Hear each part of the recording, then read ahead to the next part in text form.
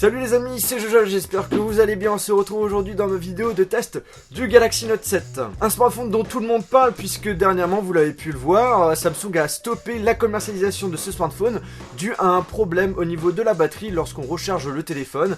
Eh bien, il y a certaines personnes qui ont vu leur smartphone exploser. Du coup, Samsung a stoppé la commercialisation et normalement, si tout va bien, la commercialisation devrait se refaire courant fin septembre. Pour ceux qui ne connaissent pas la série Note, c'est tout simplement un des plus grands smartphones de Samsung qui est équipé de toutes les meilleures technologies que peut proposer la marque coréenne. Le smartphone est très beau, il reprend le design du petit grand frère, le Galaxy S7 et S7 Edge, avec un contour en aluminium et d'un devant et un arrière courbé en verre. Ok, le verre c'est classe, mais je vous le dis direct, attendez-vous à des millions de traces de doigts. Et en plus de cela, le smartphone peut glisser facilement des mains. D'ailleurs, j'ai eu la malchance durant ma vidéo de test quand je faisais mes prises, eh bien, de faire tomber ce Galaxy Note 7. Alors là, Jojo, franchement, je dis bravo, hein.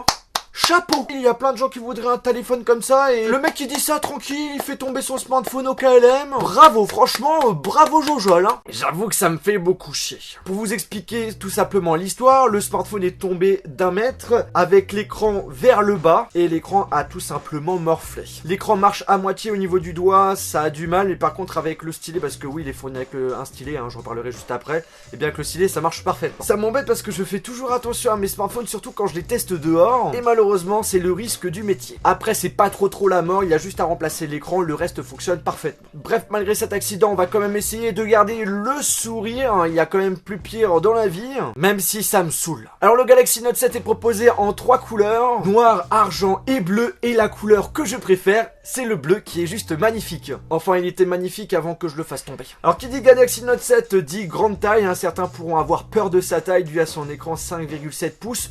En réalité, les bords sont tellement peu présents que finalement on reste sur un smartphone très sympa à prendre en main, très pratique pour la navigation sur internet, regarder des films ou encore jouer à des jeux. Après, j'ai l'habitude de tester les téléphones avec des grandes tailles, donc du coup personnellement moi ça ne me gêne pas, mais je peux comprendre que pour certains d'entre vous c'est trop grand. En tout cas, sachez les amis que vous avez une fonction qui permet de réduire la taille de l'écran juste en appuyant 3 fois sur le bouton Home. Comme ça, si vous souhaitez utiliser le smartphone avec une seule main, eh bien c'est possible avec cette fonction. En tout cas, pour ma part, j'apprécie beaucoup son écran Quad HD offrant une qualité d'image très bonne, des couleurs magnifiques et une luminosité parfaite pour une utilisation optimale en plein jour. Mais la seule critique que je peux faire au niveau de l'écran, c'est le fait que, comme je vous l'ai dit, l'écran avant est également incurvé sur les côtés droit et gauche, où justement on a une déformation au niveau de l'image et ça peut perturber certains d'entre vous. Après, c'est pas trop gênant. Ce smartphone est certifié IP68 et donc résistant à l'eau. Vous pouvez l'immerger sans problème pendant quelques minutes dans l'eau et le smartphone marchera encore. Je le répète encore, ça ne veut pas dire que vous avez cette certification, que c'est un téléphone qui est prévu à être utilisé sous l'eau, à faire des photos dans l'eau,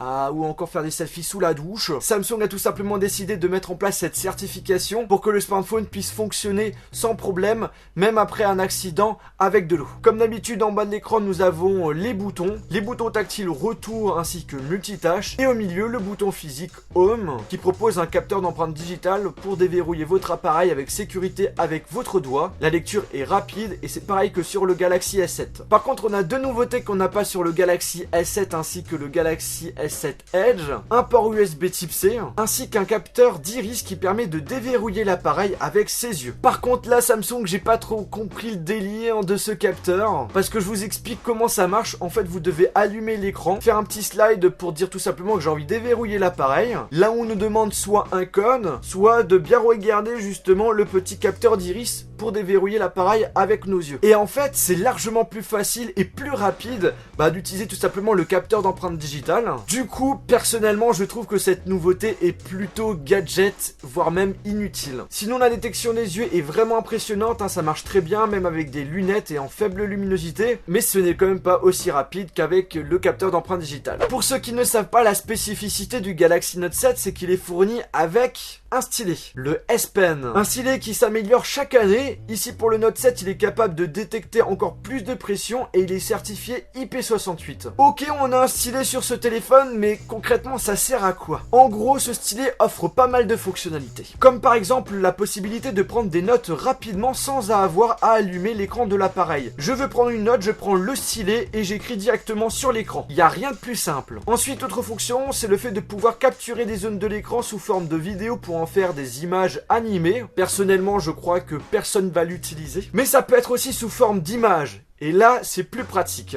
Et en plus de cela, on a la possibilité de rajouter du texte ou des petits dessins sur les images animées ou soit sur l'image qu'on a capturée. Autre fonction assez cool, c'est le mode traducteur.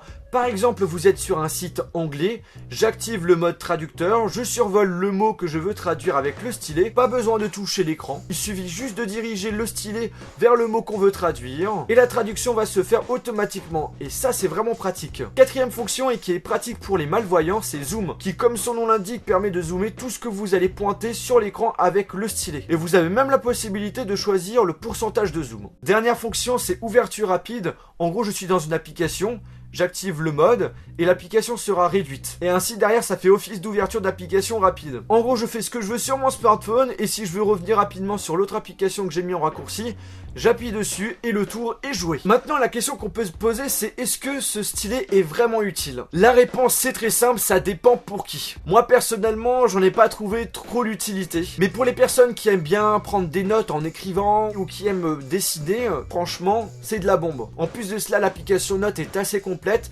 Vous avez le choix à travers plusieurs pinceaux ainsi que plusieurs couleurs. En plus de cela, l'écran est capable de détecter si on fait des pressions fortes ou pas.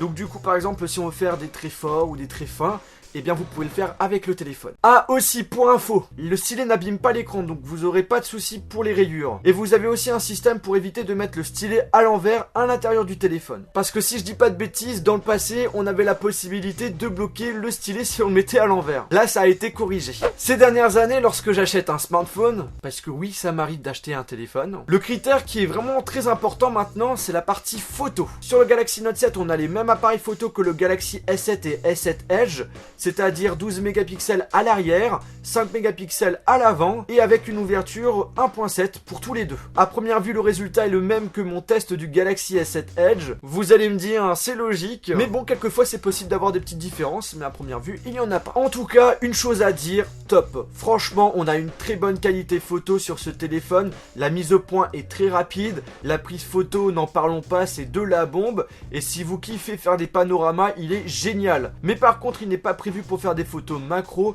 même si ça reste mieux que ses concurrents. En faible luminosité, il se débrouille plutôt bien, mais bien entendu, les grains seront toujours de la partie. Pour la caméra frontale, le résultat est pareil que la caméra arrière, qualité parfaite, un grand angle qui est le bienvenu, et son système flash pour faire des photos en faible luminosité ou durant la nuit est très efficace. D'ailleurs, en parlant de caméra frontale, sachez que vous pouvez déclencher les photos avec le capteur cardiaque qui se situe derrière l'appareil. Parce que oui, en plus d'afficher la fréquence cardiaque avec ce capteur, eh bien il fait office de déclencheur photo. Vous mettez le doigt dessus, vous l'enlevez, et bim, la photo est prise. Cependant, pour ma part, c'est pareil que le Galaxy S7 et S7 Edge.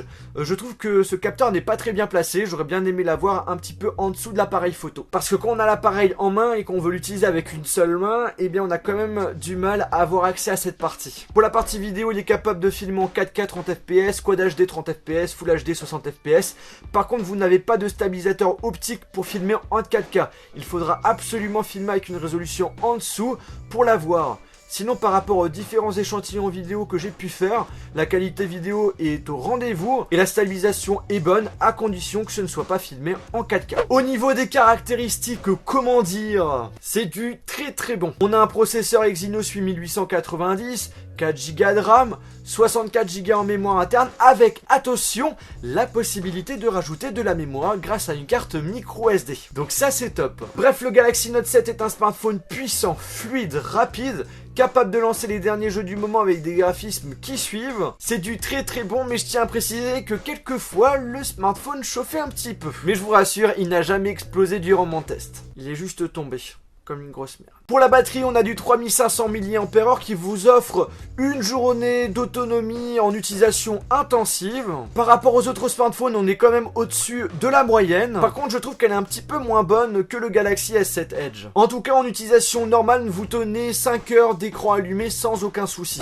Et on finit cette vidéo pour vous parler donc de l'OS. Là, on est sur du Android 6.0.1 avec l'interface TouchWiz du constructeur. Et une version Nougat sera proposée plus tard pour les intéressés. Et donc dessus, on retrouve toutes les fonctionnalités qu'on a notamment sur le Galaxy S7 Edge. Par exemple, les fameux panneaux qui s'affichent soit à droite, soit à gauche. Vous paramétrez ça dans les paramètres. On a le panneau raccourci d'application, favoris, et vous pouvez en télécharger plusieurs sur le Samsung Store. Puis après on a la fonction Always On qui fait afficher le calendrier, l'horloge et quelques images sur l'écran sans qu'il soit allumé. On a le mode Game Tools qui permet de désactiver les alertes pour éviter d'être gêné pendant nos parties de jeu et permet également d'enregistrer nos parties en enregistrant tout simplement notre écran. Je me répète par rapport à mon test du Galaxy S7 Edge, l'enregistrement de l'écran n'est pas de bonne qualité je trouve. Et en plus de cela sur le Play Store vous avez des applications qui font largement mieux l'affaire. Si ça vous intéresse, je vous invite à aller dans la description. Sinon après on a les fonctionnalités classiques comme le fait de pouvoir créer des fenêtres d'applications, utiliser deux applications en même temps en passant par le multitâche.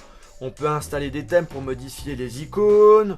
Vous pouvez modifier la grille d'écran au niveau des applications, etc., etc. Dans tous les cas, là, vous êtes sur un smartphone sous Android, et qui dit Android dit Play Store, et qui dit Play Store dit énormément d'applications, énormément de jeux, énormément de launchers, si par exemple vous souhaitez personnaliser au mieux votre smartphone. Au niveau du prix, comment dire, c'est pas donné. On tourne autour des plus de 800 €, donc c'est beaucoup. Après voilà, vous avez un smartphone haut de gamme qui tient la route, qui vous propose une très bonne qualité photo, très bonne qualité vidéo, un très bel écran, un très beau design, qui est fragile aussi. Mais voilà, il fait quand même bien son travail. En tout cas les amis, j'ai kiffé tester ce Galaxy Note 7 malgré le petit accident que j'ai eu. Bref, si vous êtes intéressé par ce smartphone, je vous invite à aller dans la description. Si vous avez aimé cette vidéo, n'hésitez pas à mettre un pouce bleu et n'hésitez pas à me dire aussi en commentaire comment vous trouvez ce Galaxy Note 7. Sur ce, on se retrouve dans une prochaine vidéo. Salut!